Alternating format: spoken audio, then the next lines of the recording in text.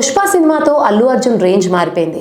అప్పటి వరకు సౌత్ లో ఫాలోయింగ్ తెచ్చుకున్న అతడు పుష్ప తర్వాత పాన్ ఇండియా స్థాయిలో క్రేజ్ సంపాదించుకున్నాడు. నేషనల్ లెవెల్లోనే కాదు, ఇంటర్నేషనల్ లెవెల్లోనూ గుర్తింపు పొందాడు. అంతర్జాతీయ cine magazine the Hollywood reporter cover page పైన స్థానం సంపాదించుకున్నాడు. సినిమా కోసం ఎంతో దూరమైన వెళ్లే బన్నీ ప్రస్తుతం అట్లీ డైరెక్షన్ లో భారీ బడ్జెట్ సినిమా చేస్తున్నాడు. ఈ మూవీకి లెగసీ, అయాన్, స్పార్క్ ఇలా రకరకాల టైటిల్స్ పరిశీలించగా చివరాఖరికి ఓ మంచి టైటిల్ ని ఫైనల్ చేశారు. అదే నేడు అంటే ఏప్రిల్ 8 అల్లు అర్జున్ పుట్టినరోజు సందర్భంగా ఈ చిత్రానికి రాకా టైటిల్ ని ప్రకటించారు. అలాగే పోస్టర్ కూడా వదిలారు. ఇందులో బన్నీ అరగుండుతో, తోడేలు వంటి చేయితో నెగిటివ్ లుక్ లో కనిపిస్తున్నారు. ఇది చూసిన అభిమానులు పోస్టర్ చాలా వైవిధ్యంగా ఉందని, బన్నీ లుక్ తో తమ కడుపు నింపేశారని చిత్ర యూనిట్ ని కొనియాడుతున్నారు.